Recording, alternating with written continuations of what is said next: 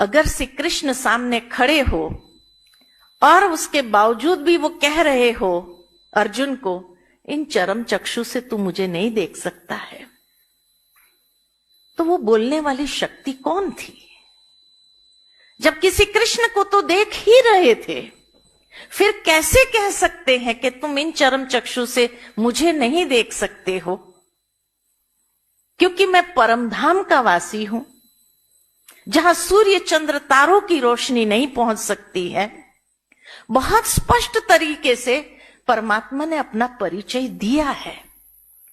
लेकिन आज हम सभी गीता जयंती मनाते हैं, लेकिन गीता के उस रचनाकार, उस पिता के बारे में क्यों नहीं बात करते हैं? आज ये संगोष्ठी में हम इसी बात पर विचार करेंगे कि वो पिता का सत्य स्वरूप, क्योंकि कृष्ण का शाब्दिक अर्थ लिया जाए तो आकृष्ट करने वाले, तो आकृष्ट करने वाली दो ही मूर्तियां थी। एक तो श्री कृष्ण की, जो शारीरिक स्वरूप में, साकार स्वरूप में थी, और दूसरी जो निराकार स्वरूप में, जो हजारों सूर्य से तेजोमय स्वरूप देखा अर्जुन ने और कहा बस करो, ये तेज मैं सह नहीं पा रहा हूं। तो वो निराकार तेजोमय स्वरूप, वो वास्तव में श्री कृष्ण के माध्यम से गीता ज्ञान दे रहे थे। और इसीलिए शिव के लिए भी ये महिमा गाई जाती है कि वह भी आकृष्ट करने वाले, क्योंकि जहां चारों ओर अंधेरा हो और कहीं एक छोटी सी दीपक की लाइट भी आ जाए तो वो हरेक के ध्यान को आकर्षित करती ही है, आकृष्ट करती ही है।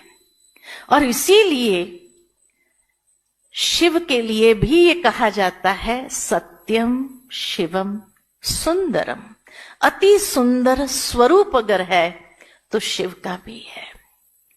तो साकार श्री कृष्ण के माध्यम से बोलने वाली शक्ति, वो निराकार स्वरूप जो उसमें अवतरित हुई थी, जो कहते हैं कि मैं प्रकृति का आधार लेकर, प्रकृति को अधीन करके योग माया से प्रकट होता हूं, तो प्रकट होने वाले पिता परमात्मा और गीता माता है, जो ज्ञान दिया जिससे हमें अच्छे संस्कार प्राप्त होते हैं। लेकिन जब माता पिता का महत्व गुम हो जाता है, तब शायद धर्म ग्लानि संसार के अंदर होने लगती है। तो आज इसी पर ही हम सभी चर्चा करेंगे। आज का विषय मैं आप सबके लिए ओपन रखती हूं। ब्रजमोहन भाई ने कहा कि गीता तो शाश्वत है, तो भगवान कृष्ण स्वयं ही स्वीकार रहे हैं कि अर्जुन तुम भूल गए हो, ये ज्ञान तो मैंने पहले व्यवस्था नाम के मनु को प्रदान किया था। भगवान कृष्ण पूरी गीता के 700 श्लोक में आपको एक बार भी श्री कृष्णवाच नहीं मिलेगा, श्री भगवानुवाच है। कोई एक शरीर थोड़ी बोल रहा है, वो तो परम तत्व परमात्मा बोल रहा है। जी। और मेरे को कहना ये है कि गीता को बोलने की जरूरत नहीं थी, लेकिन समस्या ये पड़ी कि लोगों को मौन की भाषा समझ में नहीं आ रही थी। अर्जुन के सामने तो भगवान कृष्ण को मुखर युद्ध के मैदान में इसलिए होना पड़ा, वैसे तो कृष्ण चाहे तो पूरी सृष्टि पर पलट करके रख दें। वो युद्ध करने के लिए अर्जुन को प्रेरित कर रहे हैं, उसका मतलब ये नहीं है कि केवल वहां अर्जुन को ही प्रेरित करना है, वो हम लोगों को ज्ञान देना है कि तुमको भी युद्ध लड़ करके अपने धर्म की रक्षा करनी पड़ेगी।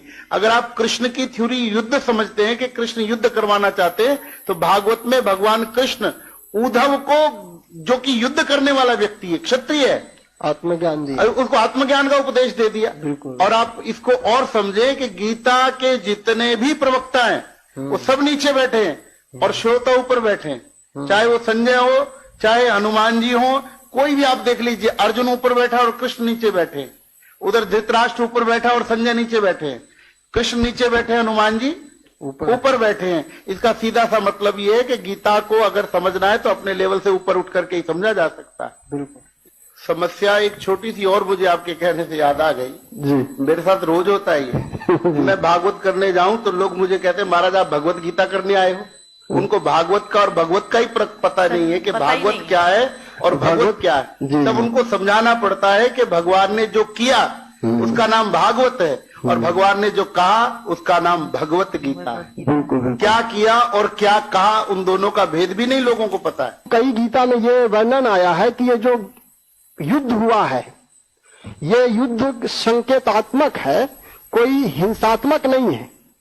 हमारे स्वामी अर्गलानंद जी ने यथार्थ गीता लिखी है, उसमें स्पष्ट उन्होंने लिखा है कि भगवान किसी का खून बहाना किसी को सलाह नहीं देगा कि अर्जुन को कि उठाओ तलवार और मार दो इन सबको।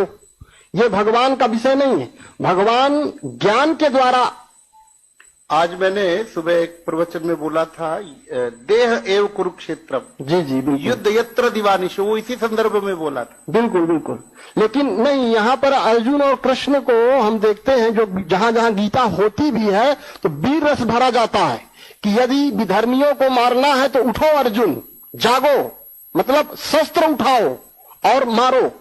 हमें यह नहीं समझ में आता है कि सनातन धर्म, जैसे कुछ हमारे हिंदू भाई मुस्लिम बन गए थे तो उनको बहुत लोगों ने धर्म परिवर्तन करा दिया, तो वो हिंदू से फिर मुस्लिम से फिर हिंदू बन गए।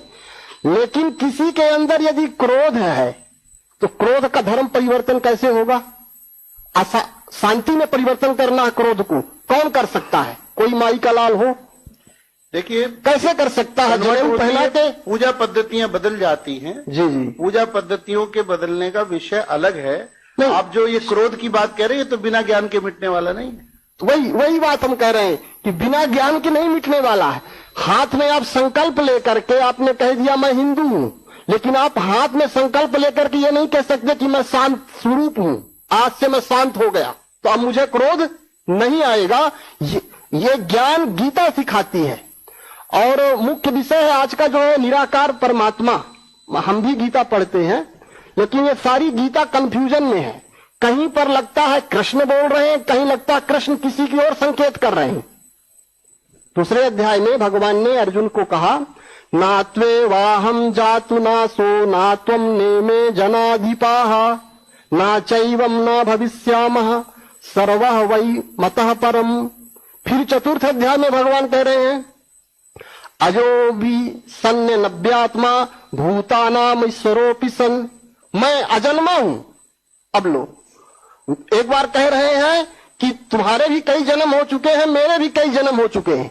अब चतुर्थ अध्याय में कह रहे हैं मैं अजन्मा हूं, मैं जन्म नहीं लेता। अब इसको आप पढ़ोगे दोनों तरीके से तो समझ में आएगा कि कौन क्या बोल रहा है। पढ़ने वाला कंफ्यूजन में आ जाएगा, उसका दिमाग नहीं काम करेगा कि साकार बोल रहा है कि निराकार बोल रहा है। माता जी बोल रही हैं गीता माता बोल रही कि गीता के पिता बोल रहे हैं। बड़ी अटपटी बात है। तो अभी आपने कहा ना कि ब्रजमोहन भाई जी ने आपको बताया कि गीता पे कहीं पर कृष्ण उवाच नहीं लिखा, श्री भगवान उवाच। भगवान ने चौथे अध्याय में जब पूछा गया कि आप ये उत्तम रहस्यपूर्ण योग पहली बार कह रहे हो या पहले भी किसी को कहा है, और उस समय जब भगवान ने कहा गीता के अंदर कि मैंने सूर्य से कहा, सूर्य से मनु को प्राप्त हुआ, वहां से इक्ष्वाकु को मिला, और फिर जब विवशवान हो जाते हैं तब मैं पुनः आकर के गीता का ज्ञान सुनाता हूं। जब अध्ययन कर रहे थे तो यही आया कि क्या सूर्य को गीता के ज्ञान की आवश्यकता थी? आवश्यकता तो मनुष्य को होती है, लेकिन जरूर है कि कुछ शब्द यहां मिसिंग है। क्योंकि जैसे वो बचपन में खेल कराते हैं कि बच्चों को गोलाकार में खड़ा कर देते हैं, एक के कान में कुछ कहानी कहते हैं, वो उसको दूसरे के कान में सुनानी, तीसरे के कान में, चौथे के कान, जब 10वें के कान तक आती है तो भी परिवर्तित हो जाती है। गीता आज से 5000 साल पहले अगर कही गई और आज कितनी बार उसका इंटरप्रिटेशन हुआ, और जिस स्वरूप में है नेचुरल है, उसमें से कई चीजें काट पीट होकर के बिल्कुल बिल्कुल जो इसीलिए लोगों को समझ में नहीं आता। दीदी की आदरणीय आशा दीदी जी भी हमारे बीच में पहुंच चुके हैं। जी जी, दीदी का भी हम इस सभा में बहुत बहुत अभिनंदन करते हैं, स्वागत करते हैं। यहाँ सूर्य को भी मतलब ये भौगोलिक व्यवस्था से नहीं ले लेना नहीं। चाहिए। सूर्य नाम के कोई व्यक्ति रहेंगे नहीं नहीं जिनसे नहीं सूर्य- नहीं नहीं, सूर्यवंशियों को कहा बिल्कुल, गया। बिल्कुल। सबसे पहले सूर्यवंशी- सूर्यवंशियों को कहा, वहां से मनु यानी चंद्रवंशियों को प्राप्त हुआ, ट्रांसेंड हुई। वहां से इक्ष्वाकु को मिला, यानी त्रेता अंत तक भी आई। फिर जो है मनु चंद्रवंशी कैसे? मनु चंद्र मनु को ही जो- मनु कहते हैं ना, चंद्र को ही मनु ऐसा नहीं। कहते हैं ना। सूर्य के वंशजों में ही ब्रह्मा जी के मानस पुत्र जो है ना वो मनु हुए। नहीं, वो हम बराबर है, जितने हम यहाँ बैठे हैं, लेकिन हम हरेक सबको मनुष्य इसलिए कहा जाता है, मनवो वयम तव निर्देश कारिणा।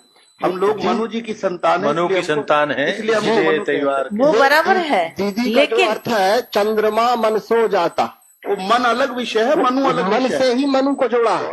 वो जोड़ हम दीजिए। वास्तव में देवताओं की संतान सूर्यवंशी चंद्रवंशी जो है वो हम ही है। जो सूर्यवंशी हमारे पूर्वज माने गए, चंद्रवंशी हमारे उसमें पूर्वज हो कोई गए। संदेह नहीं। और फिर जब कलयुग तक जब विवस्वान हो गए, विवस्वान यानी संस्कार रहित हो गए, तब भगवान को पुनः गीता ज्ञान देने के लिए आना पड़ता है। तो आज के युग में अगर देखा जाए तो संस्कार रहित तो हो ही गए ना, अब कई और संस्कार रहित हो गए इसलिए परमात्मा को आना